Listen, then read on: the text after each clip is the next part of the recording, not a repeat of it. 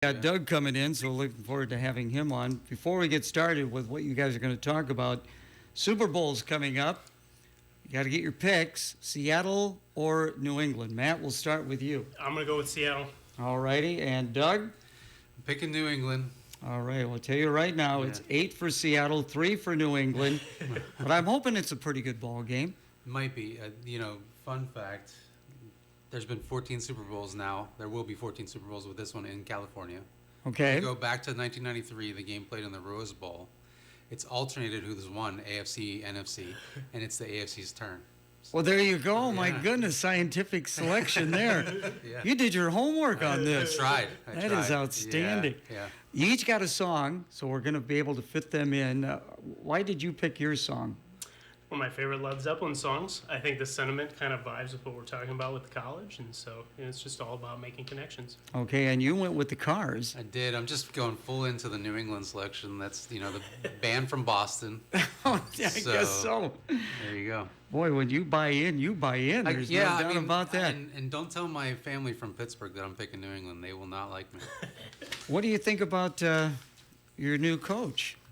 I guess he went for the emotional chord there at the press conference the other day. Being from the city, people will make connections with him because of that, which is always good. My friends and I have talked about it just being a transitional thing, though. I think 2-3 years and he'll probably be on the way out. So he's not going to stick around for like the other three ahead of him? I don't think so. Oh, my goodness. Yeah. Matt, let's get started with you. Gaming is your thing. Fill me in on this. Very much so. So I am the club advisor for one of our student organizations, the Gaming Guild, in addition to being an academic advisor at the college. And we do a lot of tabletop-focused gaming. So I think sometimes people think of gaming as being video games and digital games, things like that. Kind of our main thing is to get people together sitting at a table sort of away from the computer and the cell phone and talking to each other face-to-face. So we do Wednesday night games where students can meet up and play games with each other and just meet kind of like-minded folks. And I also wanted to plug our big convention, which is coming up here in April. That is in downtown Davenport, and that's kind of our big shebang every year with gaming. So how does that work? I mean, is this a competition? Some of them are, yeah. So we have, for example, our Super Smash Brothers tournament, which would be a 64-man double elimination event. So that's competitive, and there'll be prizes for it. But a lot of the games are just kind of get together, have fun. There'll be a winner, but it's not really about winning. It's more about the friends you make along the way. How did you get involved in gaming, and how did you happen to get this position that obviously fits you? Well, it's been something I've done more or less my entire life. I was a competitive card player for many years and traveled about the country doing various card tournaments. And when I got the advisor job at the college, I wanted to sort of bring that skill set forward to something that I knew a lot of students were passionate about. And so that kind of was a good melding. I thought it interesting, the fact that you get together and you're not actually gaming, but you're just talking. What are some of those conversations like? Well, I think a lot of it is about games, but maybe like also media or just other things. I think that there is a lot of shared interest, not only with gaming, but with a lot of movies and media and things like that. So the game can provide sort of an excuse to get together, but it isn't always just all about the game. Do you see more male or female participants, or is it pretty 50-50? I think over time, the 50-50 has been the case. Our student population is female dominated, so I think that's kind of been the case with our gaming events as well. But definitely over time, I think it's been kind of a very more balanced, was maybe male dominated 15 years ago. I've never played a video game. I know nothing about gaming. What are the popular ones right now? What do you like to do? Well, I like a lot of tabletop games. We'll be featuring games like Magic the Gathering, card games at our gaming conventions. So I think those will be sort of our sort of featured, more competitive events. In the video game space, Super Smash Brothers is kind of a perennial hit. It's sort of a fighting game with cartoon characters. And that, like I said, we'll be doing a 64-man competition there, probably the biggest tournament we've ever organized. And now this is something that, colleges, they're participating in these things, right? Yeah, there are many organizations that have esports programs that are sort of like a sports program with video games. That's something I know that EICC has explored a little bit. I don't know that we're quite there, but I think we do have such a passionate group of gaming students that I could see that being something we do in the future. You're, of course, at the Clinton campus. Yeah. What about the other two campuses? Are they involved in this as well? Absolutely. So our gaming convention is sort of a district event, so it's something that brings all of our campuses together.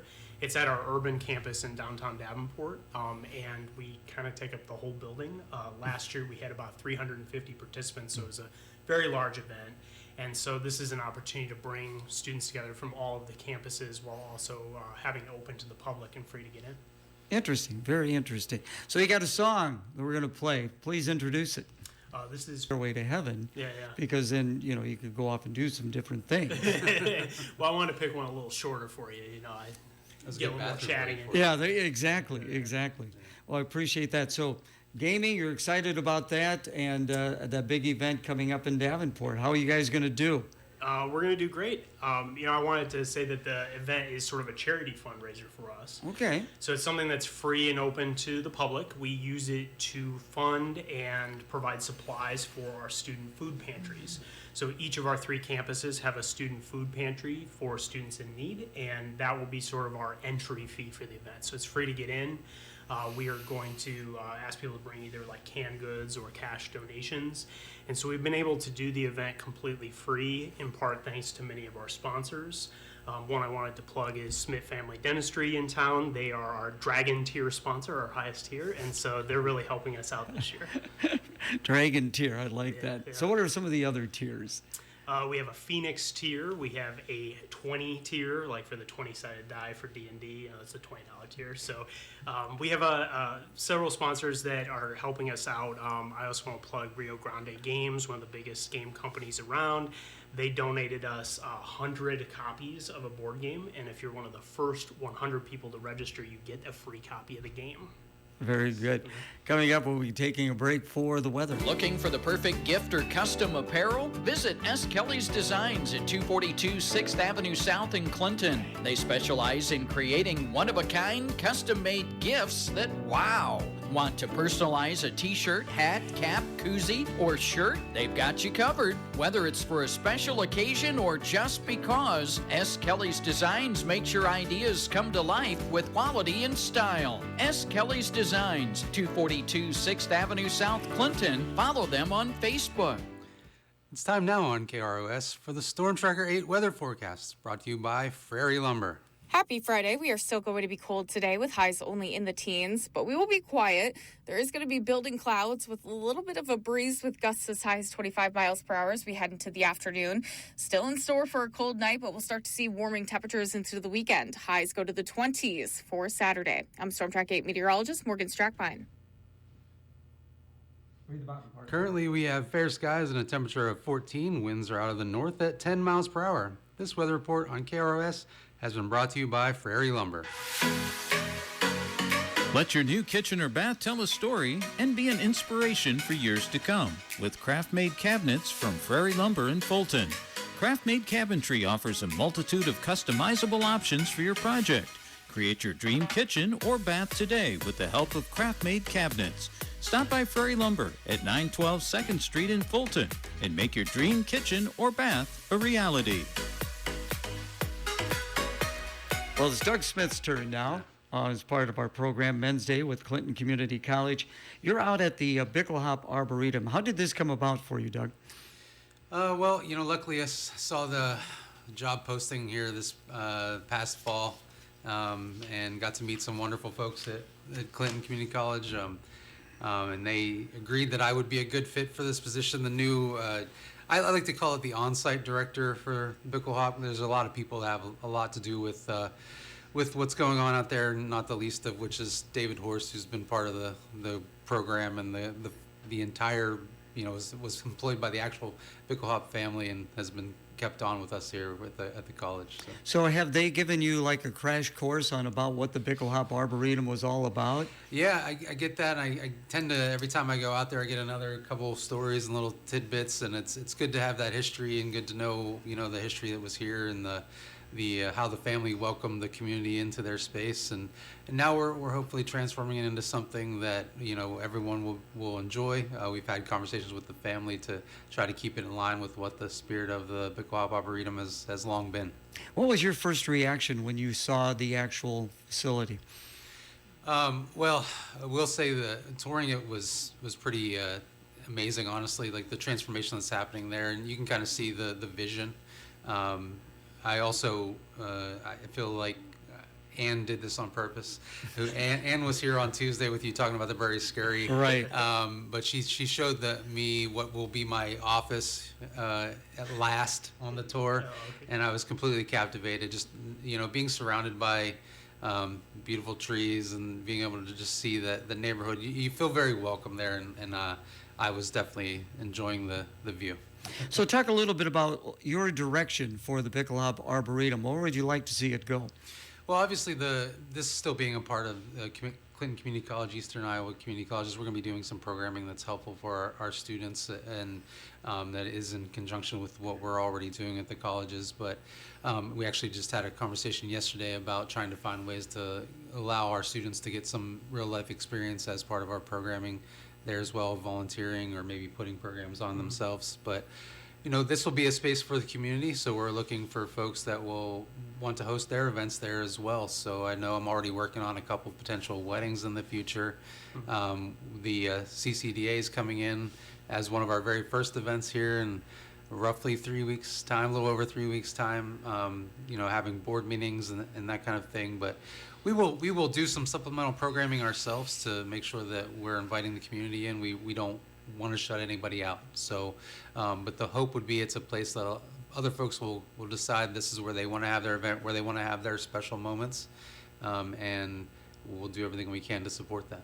I hate to say this, a Clinton native, been in Clinton my entire life, but I've never been inside the Pickle Hop Arboretum. I've seen the grounds, of course, driving by. So what do you all offer to the public? What kind of an event facility is this going to be? So it's going to be some mixed use, really. There's going to be a larger event space that will have a magnificent art installation, blown glass underneath some glass tiles that will be part of the larger space that will hold roughly about 100 people, round tables. This is where weddings and that kind of thing would happen, with an adjacent and attached large deck that is said to hold about 110 folks on the deck. If we have good weather, you can do something out there. I've actually had some conversations about doing paint night type events out there, maybe as the sun's setting or what have you.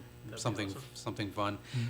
We'll have some spaces that are educational in nature with the screens and boardroom-esque conference room that would be for folks maybe wanting to have their company retreat. We'll also have the animal experience in there, which is going to be some of the taxidermied animals that the Pickle Hops had, which will be surrounded by a 57-foot original Gabby Torres painting. So as you walk through there, you'll kind of be walking through different landscapes and experiencing the different animals and learning a little bit about it. It'll be a good little attraction for kids as well. So hopefully we'll have a little bit of something for everyone. Talk a little bit about the grounds. I mean, the actual outdoors part of it. Yeah, well, we have the conifer garden, which is usually one of the bigger areas that people want to see. I know we were talking to a Polk County Master Gardener Club to come out to do a tour of that area, and some of their members are very excited about that. But David does a great job out there. We'll continue to improve the grounds and see what we can plan. Obviously, trying our best to keep it native to Iowa. We have a brand new bioretention cell to work on slowing erosion and holding the water better in place. That'll be better for the environment. So overall, trying to be good stewards of the land. The grounds themselves, as was the Pickle Hops idea, will remain open. So come walk and stroll through when the weather's a little nicer. You got a song. You each get a song. Yeah. Tell us about your song. What did you pick? Well, I did pick the Cars. Like I said, buying into that New England thing. They are from Boston, one of the most well-known bands from Boston. But this song in particular, I do remember singing this when I was younger, and my dad's I think it was like a 1989 Ford pickup or something like that. We used to come on the radio a lot, so this one had a little bit of sentimental reasoning to it too. Fill us in about the gaming world. What's happening at Clinton Community College? So, in addition to our Wednesday night Gaming Guild events that we have every Wednesday night, 3 to 6, in April we're going to have a lot of like featured events for Community College Month. So you gotta check out all of those. Those are free classes. We're going to have a whole slate. I think there are 6 different gaming-related events in the lead up to the con, in addition to the con itself being part of Community College Month. So April will be a big month for us. We like to finish the academic year strong, and we'll have a lot of really exciting things coming up then. And if you could, once again, that food donation thing. Yeah, so in lieu of any sort of entry fee to get into the gaming con, we ask that people bring canned goods or cash donations, in exchange for which they will get raffle tickets for about 100 different raffle prizes. That will be April 17th and 18th in downtown Davenport. Doug, how excited are you about having a troll out there at Bickelhaus Arboretum? Yeah, it's gonna be great. I know Andy was in earlier to talk about the ones at the Sawmill. We'll have an accompanying one out at the Arboretum. Working with the Dambo team all of April to get that up, and then our ribbon cutting for the Arboretum will be on May 1st. Okay. On May Day, so hope to see a lot of faces out there for that. That is good. So what are you going to be all able to offer at Bickelhaus Arboretum? Oh, everything, I hope. Yeah, everything and more. There's going to be times for folks to come in and tour. We're going to have open hours for that. Obviously, the grounds will always be open. We're looking at hosting some, like I said, some paint nights, some other events out there for the community. We're sneak peek for the neighbors. So if you're a neighbor of the Bickelhaus, we're going to invite you in to get a good look at the place. So look for information on that if you live in the neighborhood. But other than that, we're definitely going to have a lot of time for community to make sure they can come in and not just be only for folks that are having their private events there. Enjoy your new office. Thank you. Matt, you got an office? Oh yeah, absolutely. I'm at the main campus. Okay. Students can find me easy. I'm right in the center of the building. All right, very good. Thank you both for coming in. Appreciate it. Enjoy that delicious and distinctive taste of Gino's Pizza of Preston, either in their spacious restaurant or call ahead for carryout with their convenient drive-up window. Either way, your family will enjoy Gino's Pizza. Gino's thoughts have always been to give the family a comfortable place to have a good time, good service, and great pizza at a fair price. Open Tuesday through Sunday at 5 p.m. For reservations for parties of 10 or better or for carryout, phone 563-689-5541. Gino's Pizza of Preston. Your success in college is more than your future. It's your family's legacy. At Eastern Iowa Community Colleges, you won't just imagine what's next. You'll build it. And what you build can change everything. With dedicated faculty,